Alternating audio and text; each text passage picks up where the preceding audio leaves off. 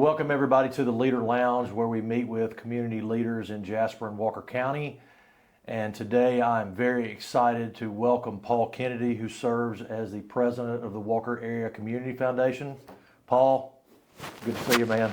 Good to be here, Al. How's everything going? It's going great. Good, good.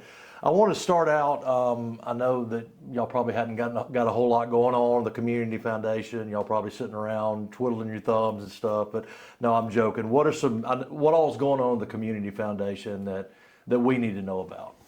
Right now, the two things that are taking the most time from the staff, honestly, are spring grant cycle right now. We're in the process of reviewing around 40 applications for around $3 million worth of requests for investment in nonprofits doing direct delivery of services in the Walker area.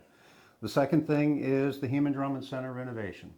It's a big initiative for us. It's kind of really outside of our box, but we are working with the county school system, the city school system, on building a career and technical education hub at the industrial park that I'm real excited about, because we're calling it the Innovation District. Mm-hmm. It's more than just the Heman Drummond Center of Innovation. There's also Bevill State's Rapid Training Center, mm-hmm. and the HVAC Center, and soon to be the home for the Energy Innovation Training mm-hmm. Center that's also being done by the Alabama Community College System mm-hmm. with Bevill State and Lead. Let's talk a little bit more about that grant cycle for just a moment. Mm-hmm. Tell us a little bit about that process, and if I'm a nonprofit or somebody that's seeking to get a grant, how do I go about doing that? Sure. From our website, we've got a tab, very front page, that says nonprofits, and you can click on it and take one of the downstream menu items, and it has the whole application process. But twice a year, we just open the opportunity up for any 501c3 to come to us and say, this is what we do, this is what we would like to partner with the community mm-hmm. foundation. We are never giving anybody a gift. Mm-hmm, mm-hmm. It's an investment. And there's a grant cycle in March and then another one in September, right? March 1st and September 1st, midnight, those dates, that's the deadline to get in. Yeah. One of the things that really, I think, defines your organization is you've just got an incredible staff. And I've got a cheat sheet for you right here. And so what I'd like for you to do, if you need it, there you go. Okay. I'd like for you to just kind of go through there individually and talk about each person on your staff and the contributions that they bring to the table for the WACF. Sure. First and foremost would be Christy Moody. She's the Executive Vice President for the Community Foundation, and actually she is the longest serving staff member. She predates me with the Community Foundation, and I have to give her credit. I think she and Carol Savage are the ones that hired me. Yeah. Yeah. So I'm eternally grateful to her. That's a great contribution right there from Christy. Well, I think it's one of the best things she's ever done. Absolutely. Christy, though, has a huge responsibility. I'm supposed to be really from the walls of the foundation out, looking at the next opportunity, making sure we've got the networks that we're supposed to have. But Christy is inside those walls every day, making sure that everything is happening mm-hmm. and that everybody is on their best behavior mm-hmm. and highest productivity, and everything mm-hmm. functions mm-hmm. perfectly. Mm-hmm. We've got a 99.9% performance rate. Mm-hmm. We just mm-hmm. you can't make mistakes. Mm-hmm. Yeah. Absolutely. So let's talk about Mimi. Mimi she is Miss Detail. She is the Excel spreadsheet queen, color coded and everything. If you want a detail focused individual, it is Mimi Hudson. Yeah. But Mimi's primary responsibility, she is the executive director for the Banquet House and Heritage Center, which is, up until this, HDCI was the Heman Drummond Center of Innovation. Up until then was and still in a lot of ways is, the largest initiative of the Community Foundation as far as our interaction mm-hmm. with the community. If they've not been to the Banquet House, they need to come see. It is ever changing, always improving. But Mimi also has the responsibility now of bringing on board the White House on Fifth, which we're really excited about. I think that is going to be the banquet house is a phenomenal museum and tourism destination. The White House I see being the show palace. Is this more of an event center? Is that kind of what that's going to serve as? Oh, Minnie cringes every time I say event center, but yes, because it will also celebrate the history of Walker County. But I do see it as the place that, you know, if we're recruiting people to the community, it's one of the ones where we're going to bring them in and have lunch or have a reception or have a think tank. Yeah, I really see it as being very dynamic. Harris Rhodes is the Chief Financial Officer. Harris comes to us with, I believe it was 18 years at Regions Bank, but he is the one that's got to make sure that the check's clear. And it's gotten a lot more complicated. When Harris came, we were pretty simple, and we were a modestly well-off community foundation. We've grown since then. But we've also gotten more complex with this construction project. We've got to isolate things in ways that we never had to before. And we've created some supporting organizations that are they're instruments for us to be able to get our work done in ways that we couldn't do before. So Harris is really, when you think about that guy with the sticks and the plates and the, you know, the circus sideshow, that's Harris these days. All right, Mr. Trotter. Jim Trotter. What can you say about? Yeah, that's right. Jim is he's marketing, communications, donor development. He is really the face, the pretty face of the community foundation. He's the one that really takes care of our messaging and makes sure that we're on the cutting edge of technology and our information is fresh and ever changing. And he actually has a new aide-de-camp, and she will become full-time in May, and that is Madison DuBois. I want to call her Dubois. Dubois, right? But she goes or with Dubos. Yeah. She's our Maddie, and she is amazing.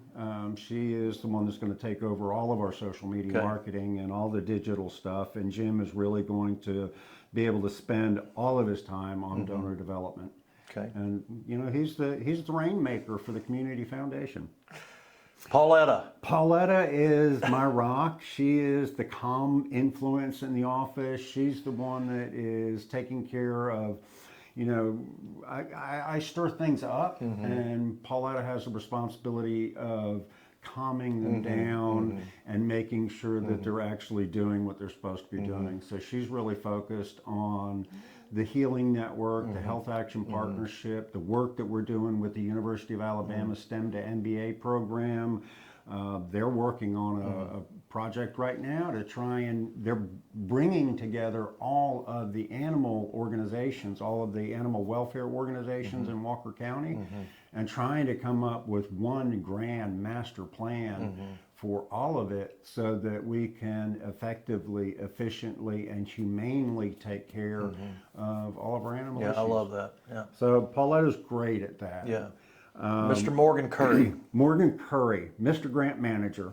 Morgan is probably the, you know, when I think of Jim Trotter as the face of the organization, Morgan is in ways even more of a face for the Community Foundation, because Morgan's the one that's interfacing each and every day with our grantees and our wannabe grantees. So he's the gatekeeper. I tell folks when we have our nonprofit training sessions that, you know, if you really want to suck up to somebody, you need to be sucking up to Morgan, because he's going to be the one that's going to get you through the door. Yeah. All right, we got two more, Barbara and Scarlett. Scarlett is, she's the office mom. She is the RA for the dormitory. She is the house mother for the fraternity. She is, Jim used to have the title of DOHO, Director of Happiness Operations, but it's really Scarlett. Yeah. She's the one that makes sure that everything that we need every day to do our jobs is there. But she's also our hostess. She's Miss Hospitality. Right when you walk in the door, that's who you interact with. Yeah, and you know, if you don't start out with a friendly face and a smile and a hello, good morning, it's just downhill Yeah, from there. exactly. So she plays a critical role, Yeah. and she's the voice on the phone too. Yeah, yeah. Scarlett, and we've got Maddie in here too. What about Miss Barbara? Let's talk about Miss Barbara Metters. Barbara Metters is, you just can't, I can't. How do you describe? I mean, Darling is Yes. the only way you can Yes, describe exactly. Barbara. She loves her role. She is the socialite. yeah, In full of life. in Yeah, the odd couple that's Mimi and Barbara. yeah, You know, one of them's Felix and the other one's not. And Barbara is, she loves to meet and greet. Yeah, And she yeah. loves to tell the story. And she is probably our resident, I'd Yeah. say she's our resident storyteller yeah, too. yeah. Love that. Now I want to go way back. I want to talk about your background. I know you grew up in Villanova, Pennsylvania, and then you also worked for Procter and Gamble. So before you got to Jasper, what were some of the defining moments of your life?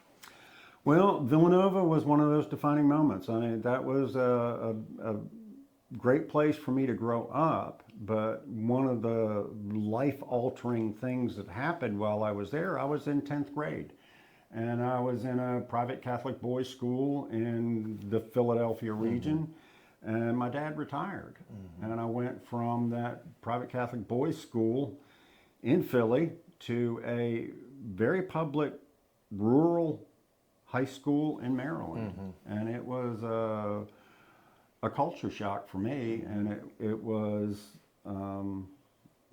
very life altering. I went from something where I knew everybody, everything, to being the new kid and being in a seaside setting, and that was not me. So Where in Maryland were you? The Maryland Eastern Shore. Okay. Most people, if you know anything about the Eastern Shore, you might know Ocean City, Maryland. Well, I was actually in Berlin, Okay.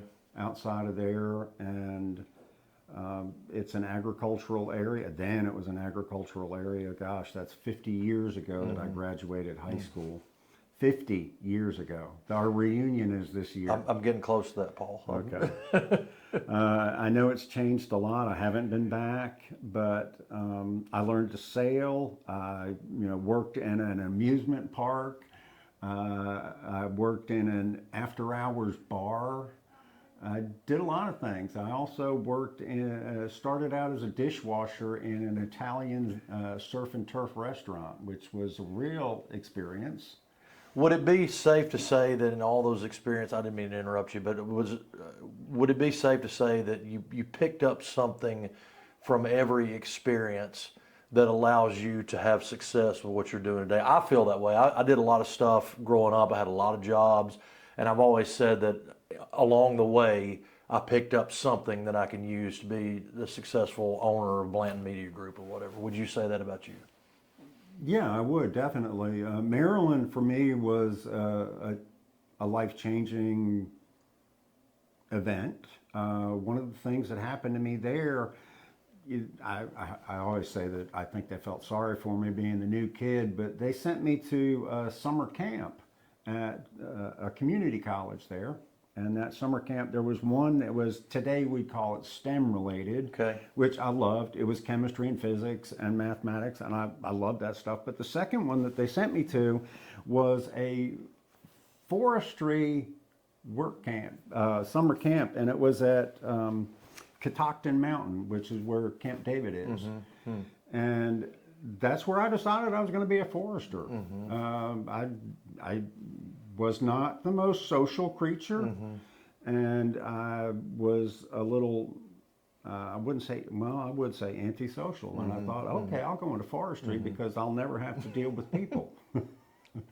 I'll just deal with trees, and that'll be the rest of my life. And that's where I decided I was going to go into forestry school. Forestry school sent me, at the time, I was out of state now, so I couldn't go to Pennsylvania. So Maryland, University of Maryland didn't have a forestry program. And the program that I could find that I could afford to go to was at North Carolina State because they had a cooperative work study program. And when I went to school there, I actually went to work for the U.S. Forest Service. And it was I would go to school for a semester and then go to work for a semester and then go back and forth. And that's how that and bartending and construction. I know how to pour and form and finish concrete. Worked in a donut shop, worked in bars, waited tables, worked in a cataloging section of the library. And so I had a lot of experiences that showed me, especially with the Forest Service, what I love to do and what I really never wanted to do again. Yeah. All right. We've gotten to our rapid fire segment. This is where I'm going to fail. No, I love it. For some reason, I'm so excited to hear your answers on this. These are 9 questions that we're trying to get to know you just a little bit better. So we're going to start out. This is kind of a mixed bag of questions, and we're going to start out with question number 1. Your favorite music decade? My favorite music decade. If I really told you the honest answer, what I love is decade-less music, and that is folk, Americana, good old Chicago blues, stuff that is timeless. Yeah. I just watched the bio on Bob Dylan. Okay. I hated Bob Dylan growing up. Yeah. I just thought his music was stupid. Yeah. But his love for Woody Guthrie and for Pete Seeger and the American music, that's what I really love. Okay. If you made me pick something that you'd know, it would probably be Led Zeppelin 2. Okay. Yeah. So late 60s, early 70s, right around there. Yeah, that's when I was a teenager growing up, and Yeah. that's what I listened to on vinyl. Yeah. Fair enough. Question number 2, movie you always watch when it's on TV? Oh man, that's a tough one for me because my memory is so bad. I love it when I see it, but I can't tell you any actors hardly at all. Yeah. And I definitely can't tell you the name of a movie. Yeah. A movie that I would watch if it came on, Band of Brothers. Okay. I love anything World War II. Oh, that is And to Tom me that's Hanks is just such a good actor. Band of Brothers. I mean, I got so obsessed with Band of Brothers like 10 years ago. I mean, I read the book, I watched the miniseries over and over and over. It is absolutely incredible. The only other series that when you said series, it made me think.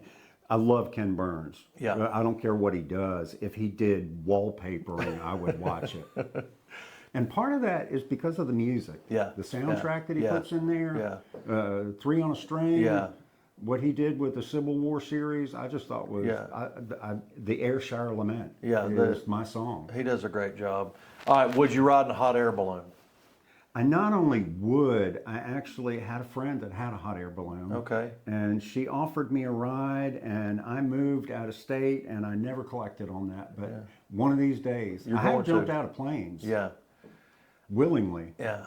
I would be more likely to do that. I don't like heights. I don't want to get high up in the air. Just got no. And we're going to talk about plane or car in a second. But the older I get, the more heights become an issue. Yeah. I mean, if you put me on a 20-foot ladder, yeah, I'm going to get jelly-kneed and probably black out. Not going to do it. Yeah. All right. One professional stadium you'd like to go to for a game? I want to go back to Vet Stadium. I would like to go back to Philadelphia. Actually, I wouldn't want to go to the stadium. I want to go to the Spectrum. I want to watch the Flyers. Oh, yeah, yeah. The whole Spectrum. That's 76ers, Flyers, and I think that's where they filmed the part of the Rocky movies. All right, do you prefer 100 degrees outside or 30 degrees outside? 30. I always felt like I could always put more clothes on, but I could only strip so much off. Yeah. And I mean, I guess you're kind of used to that, kind of growing up in Maryland, Pennsylvania, a little bit chillier weather. I did, but I've acclimated. Yeah. Al, I've been down under so long now. I'm thin-blooded. Yeah. And I'm just a good old boy now. The heat bothers me now. I mean, it's just so hot in the summer. But let's move on. All right, who's your sports hero when you were a kid? When I was a kid, it was Gordie Howe, Bobby Orr, ice hockey. If I had to pick somebody in baseball, it was my dad introduced me once at some work-related clinic to Al Kaline. Oh, wow. Okay. So, you know, I didn't grow up. I was not athletically Yeah. gifted like Al. Yeah. Like Al. But you were a hockey guy, and that's probably a pretty big deal in Philadelphia. Well, we did start a hockey team for my high school, Yeah, yeah. and I got to play on that team. Yeah. But you know, even though I helped start the team, I was still like third string. Yeah, yeah. All right, next one. Best concert you've ever been to? Best concert I've ever been to. Gosh, Bonnie Raitt. Really? Bonnie Where Raitt. was it? BJCC. Okay. I just love Bonnie Raitt. Yeah. She's got such a sultry voice, and Yeah. she just still loves performing. Yeah. Now, before you got here, there was a big concert in Jasper, Lou Christie at the Jasper Fairgrounds. So I didn't know if you were going to say that or not, but anyway, That was my number 2. You're right. Well, I was actually at that. So, okay, next one is: would you rather travel by car or plane? They both have their. I love to fly. I love to look out the window and see. You know, one of the things you do in forestry school is you look at a lot of aerial imagery, yeah. and you actually learn to use it in 3-dimensional. You can measure stuff off of it. So, being able to be 3,500 feet up Yeah. in the plane and looking out Yeah. the window, it was seeing it real time. Yeah. It was so cool. Yeah. But I love to watch the scenery go by. Yeah. I like to see something new. I used to have a rule that if I drove one way to a location, you know, wherever we were going that day for work, I tried to drive home a different way. Mm-hmm. I love to drive. I love to drive. I love it, man. It's probably my best thinking time, Yeah, too. yeah, yeah. All right, last question. City outside of Alabama you would choose to live in if you could not live in Jasper? It doesn't even take me a minute to think it'd be Asheville, North Carolina. Going to NC State, I had family in Asheville, spent a lot of time in Asheville. I love the mountains. I love the Smokies. It would be Asheville. And now, you know, Asheville's just kind of a hip, cool town. I remember it before then. Yeah, Asheville. Cool. Awesome, man. Well, Paul, this has been great. I really appreciate you coming on. Thank you so much. Well, thanks for asking me. I'll come back, Al. I want to interview you. Yeah. We're gonna turn this around next time. So, thanks so much, man. For Paul Kennedy, this is Al Blanton. Go hit the like button on Walker Leader on Facebook and Instagram, and we'll see you next time on the Leader Lounge.